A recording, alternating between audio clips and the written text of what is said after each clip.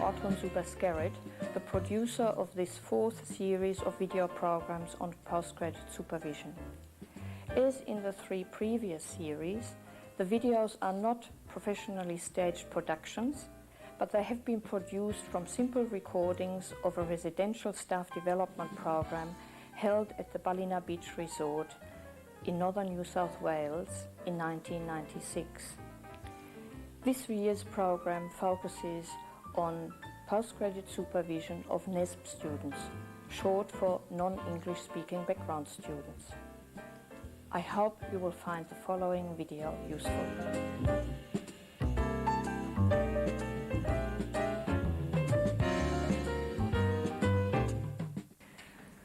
My workshop title is Learning Assistance or Editorial Intervention: Ethical Issues Involved in Editing Academic Writing of Non-English Speaking Background Students. Now, did you spot the error in my title? Yes? The word background, the second last word, is missing, and I left it out for two reasons. One, to show you, or to admit, that we editors are fallible, and second, to make the point that the hardest task of all is to edit your own copy.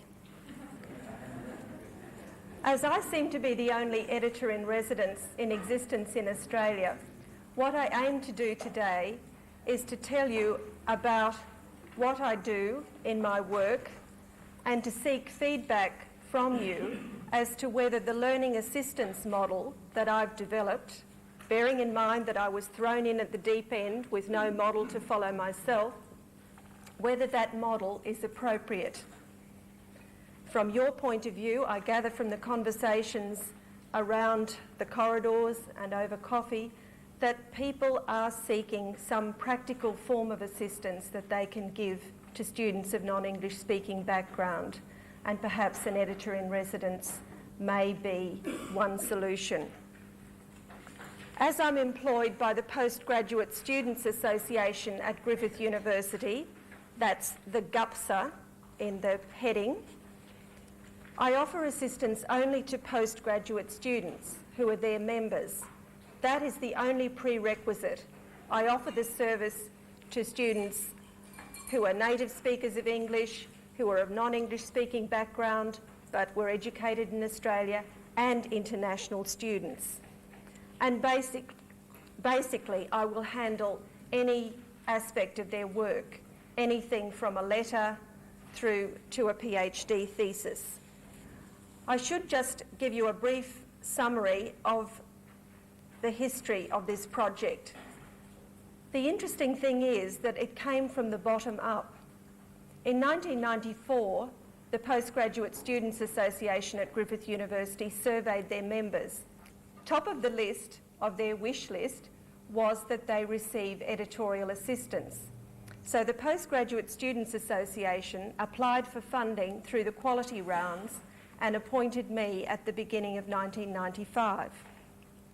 Now let's get to the crux of the issue, for and against the ethics of providing individual assistance.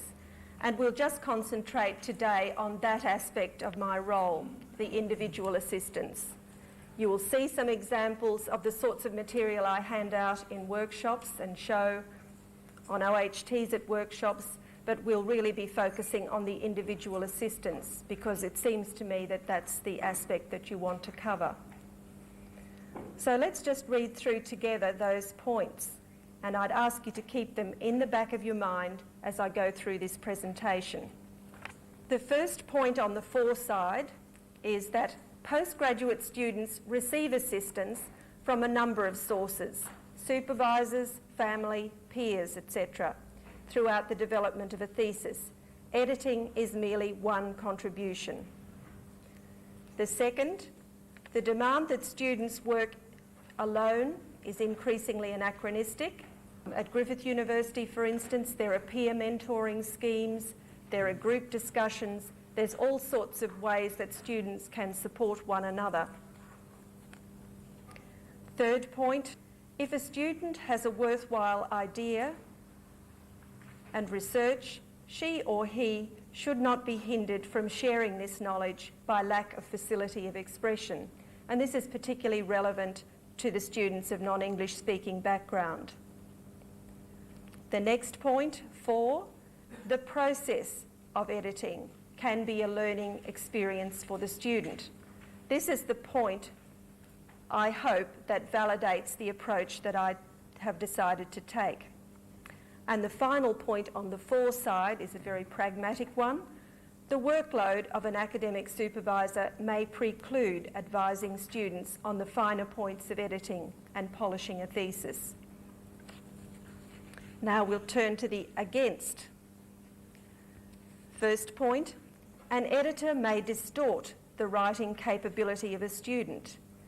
If a student's thesis is well written, a potential employer may reasonably expect that this student is highly competent in expressing ideas in writing. The next point, if the way ideas are expressed in a thesis is significant, then an editor should not intervene.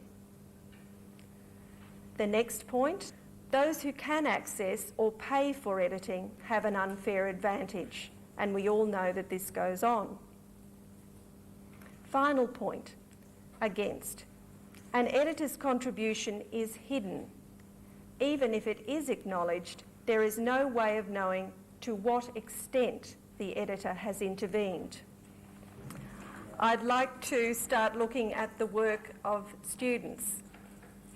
I want to take you through a day in the life of an editor in residence, and I'll use the framework of a journal chronicling the events of one working day. I'll show you the work of a range of students, my interaction with these students, the depth of assistance I provide, the sorts of problems that I identified in their work, and the solutions that I offered. It's no accident that I chose a day when all my students were students of non-English speaking background.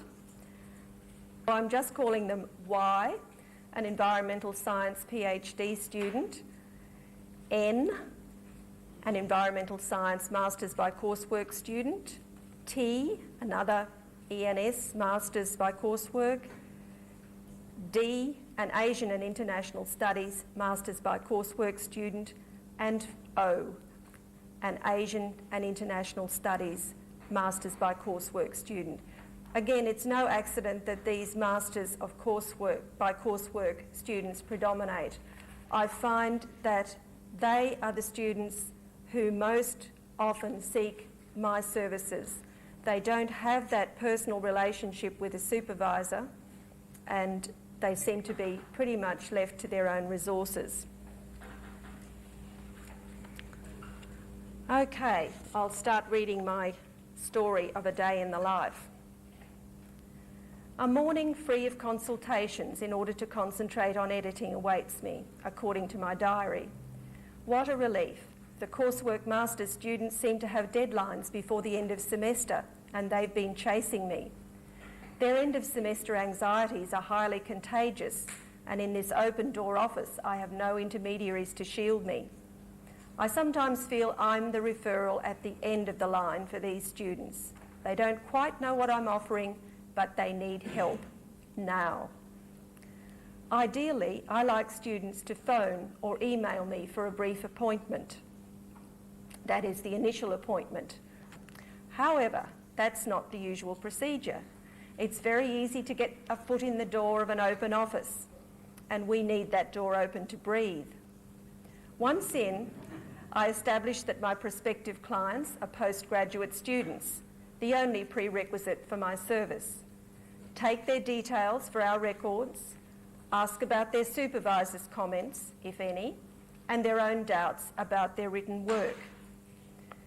The notice on the door proclaims that I offer free, non-judgmental, confidential advice, but the open door means that their friends, perhaps even their supervisors, could see them in consultation with the editor.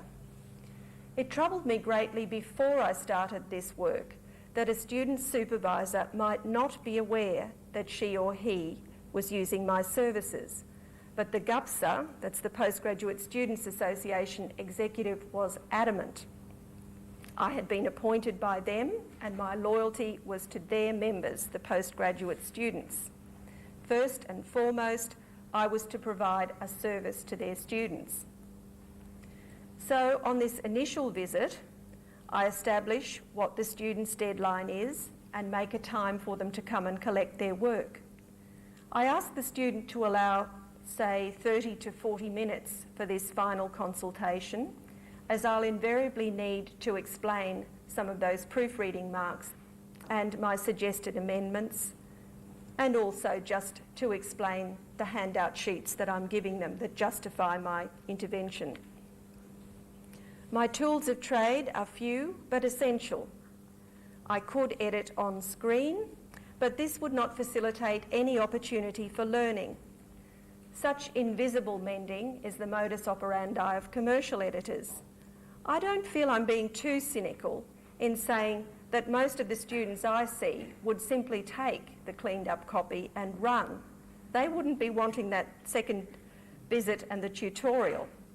So I insist on marking up hard copy so the student has to effect the changes on disk and therefore has the opportunity to agree or disagree with my changes. It's their work after all. In my shared office on Nathan campus, I've collected quite a reference library, the works in which I've come to know intimately. I know which tomes to pillage for which sections, and I photocopy these appropriate sections for my students. The same problems seem to recur though, and for most of those, I've already developed handouts. I'll be showing you some of these in the course of this presentation.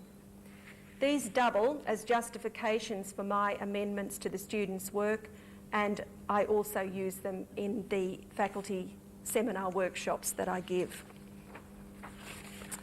But that's enough of explanations. I'll let the examples speak for themselves.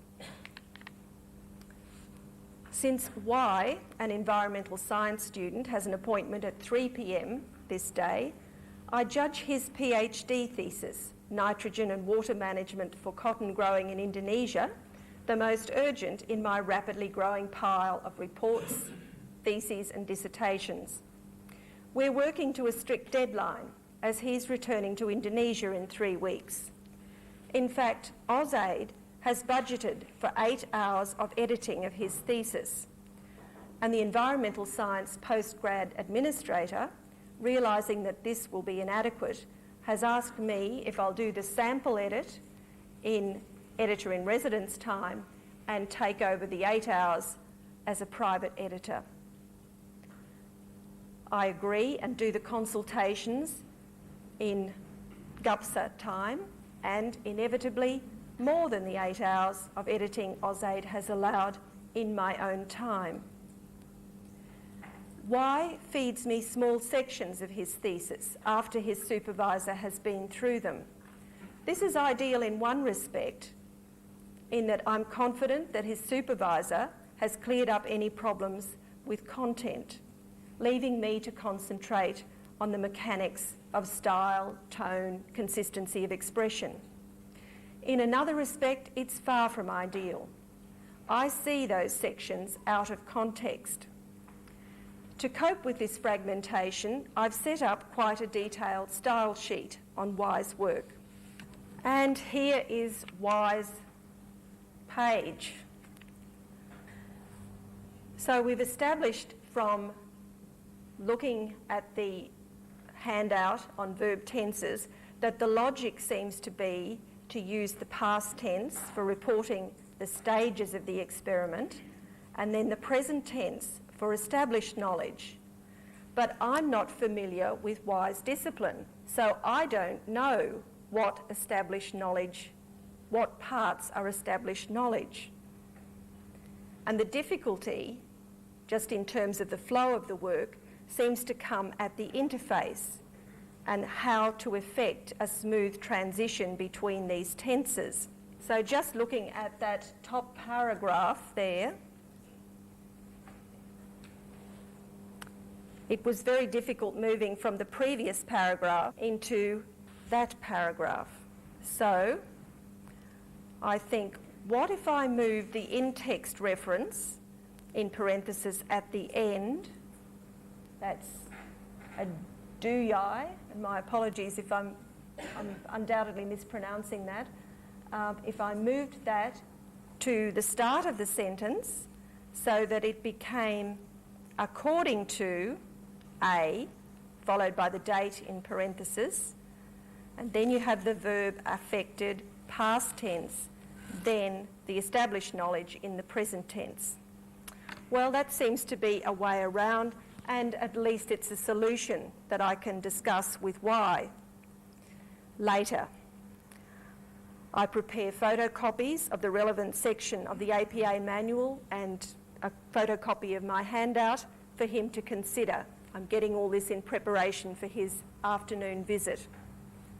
In this job, I have to be prepared for the unexpected, and here are today's unexpected clients. N, an environmental science student who's been before, and another unfamiliar student. Are they together, I wonder? Obviously not, because N gets in first. He's a male. N makes an appointment for the following week, but right now he has a problem. He needs help with a letter to the Graduate Study Board seeking an extension of time. I can see that it's only a few paragraphs and amend it as we talk. I surreptitiously check my records of his previous visit and ask, how did your oral presentation go? N undulates his head from side to side. Not a problem, says N, the confidence man. I know my subject. I am a so good public speaker. I muse. Maybe you should have let me see those 5 OHTs you had to prepare. My memories of N's report, which he'd left me for editing on his first visit, are indelibly etched in my mind. This impermeable document had no space between the lines to write suggested amendments, and you can see how many I usually write on a page. The problems lay in lack of logical structure as much as English expression. All the formatting tricks that are so easy on computers seemed alien to N. Where were the paragraphs? Where were the gradations of heading sizes to indicate degrees of importance?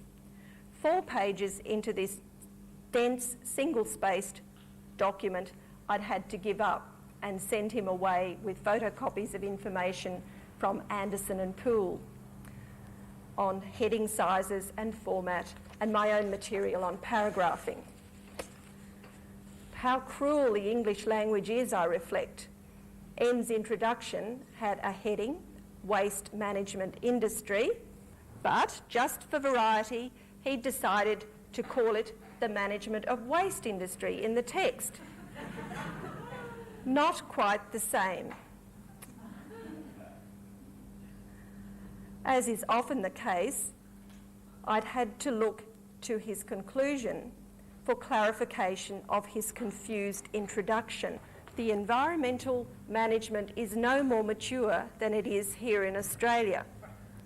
What could he possibly have meant? I'd stressed the importance of clarity, especially for the introduction. Do you mean, I'd suggested, Australia is at the forefront of environmental management? Of course, the ideal situation would have been to have had N present in the room and to ask probing, open-ended questions like, can you suggest another way of saying this? Can you explain what you mean? But that's not how I work, for reasons which will later become clear. You'll recall that while I'm reflecting on N's previous visit, I've been editing his letter to the Graduate Study Board.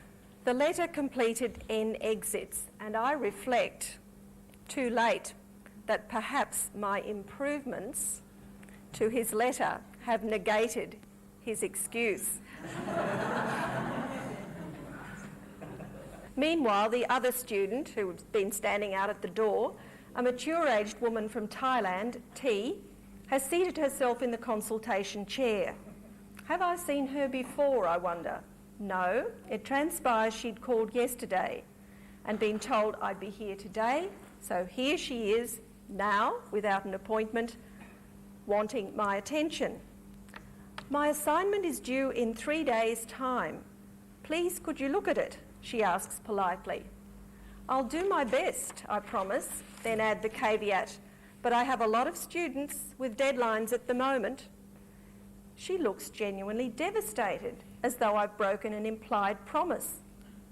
"Okay," I relent. "Call in tomorrow afternoon about 4:30 and I'll go through whatever I've done by that stage." I ask her to write her name and phone number on the top and establish that she's a postgrad student.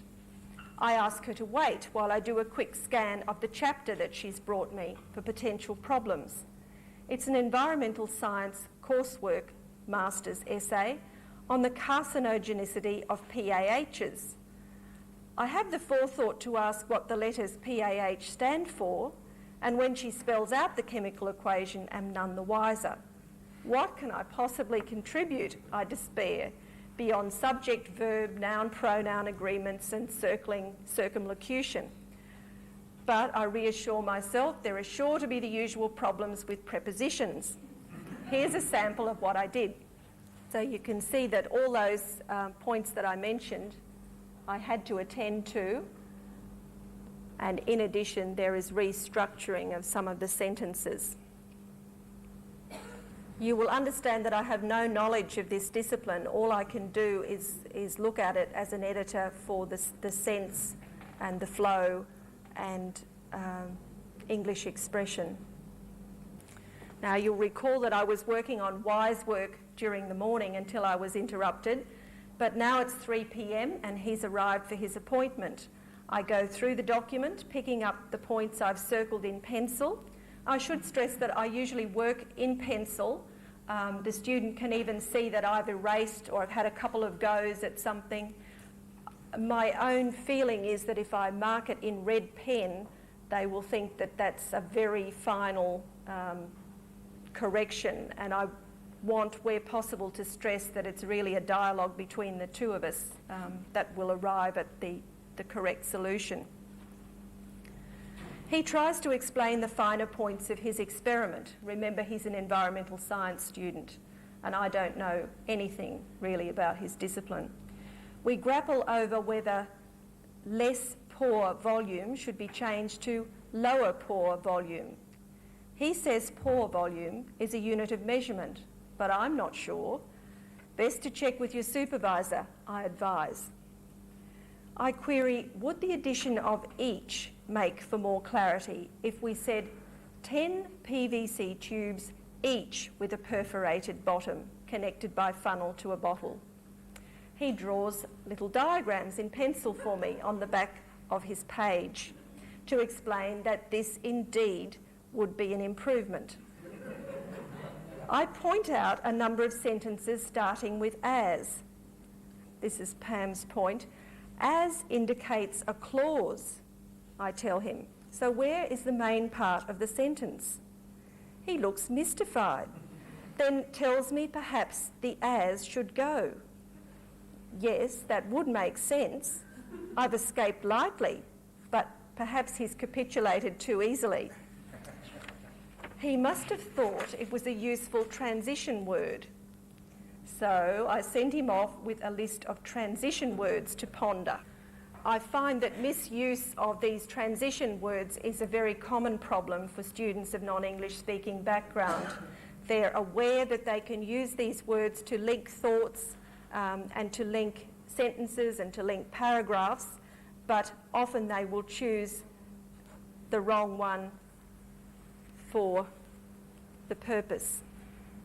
One of my regulars, O, pokes his head in the door sheepishly. Could I just catch you for a few minutes, he asks, pleased with his idiomatic use of English. He's carrying some sections of his master's thesis I've already looked at, sections the meaning of which I couldn't even guess, and had asked him to revise. He's highlighted his revisions and they don't look much better. His supervisor is despairing too. Just as well we don't collude.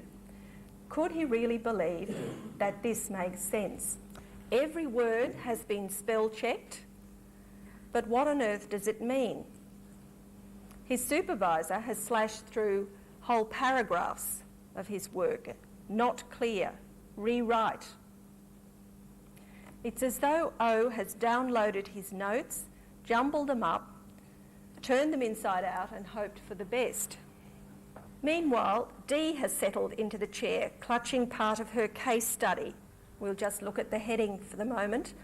Does the exchange rate policy enhances non-oil export of Indonesia? I despair that my pencil has to appear so early to cross out the S on enhances and change the tense of the verb. We also discuss whether non-oil should be hyphenated. There are implications later when she talks about non-oil and gas exports. D differs from the other students, the process that I worked through with the other students in this day, in that she had done her undergraduate degree at QUT, and she was used to a different model of learning assistance. She likes to bring a rough draft of her work in, a very rough draft, and work through the expression of the concepts with me. It's not an efficient way for me as an editor in residence to offer assistance, I realise, but I'm intrigued to experiment.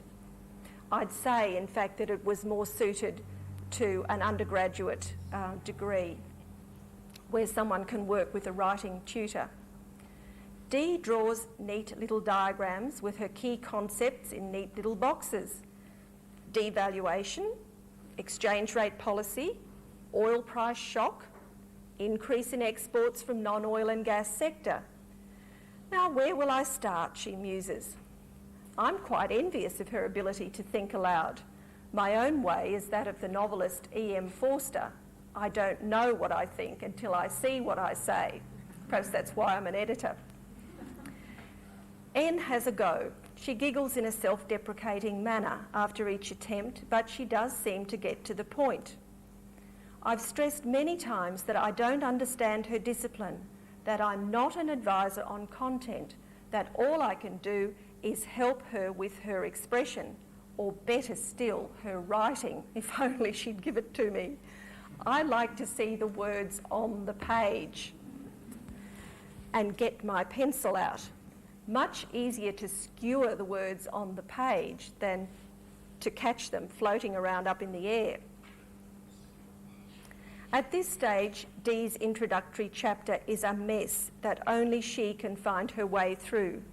The paragraphs are discreet and handwritten, and the only way we can talk about them is for her to read them in her imprecise English. In my tedious attention to small details, I wince at the subject-verb disagreements and long to settle whether it should be export singular or exports plural, but resolve to wait till I see them on the page. The basis of her problem is fear of repetition. I said increase last sentence, she moans. What else can I say?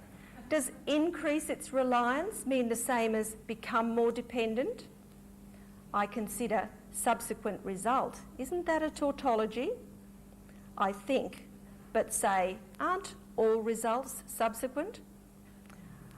I ask to see what her supervisor has written on her first draft, but neither of us can read his handwriting. This dialogue is driving my colleague crazy in our shared office, and besides, it's an inefficient use of my time. The experiment is over. D agrees to bring me a draft chapter to sample edit. I'll just show you the results of that. So you can see that there's quite a bit of suggested rephrasing of her work there, trying where possible to keep to the same words that she has used. Can I see you at the end of the month, close to my hand-in time? D asks. Well, I'll be away at a conference at that time, I explain. What conference? There's a tone of accusation there. I'm sorry, I say, but if you need my assistance, you'll have to work your timetable around the days that I'm here. Then, ever the opportunist, I add, by the way, could I use some examples of your work in my conference presentation? She agrees. Oh, D, if you only knew how transient we learning assistance providers are. Now you see us, now you don't. The quality funds under which I've been employed 2 days a week for the past 2 years run out at the end of this year. And as for the Postgraduate Students Association who employ me that extra day, well, they may simply cease to exist if voluntary student unionism comes in.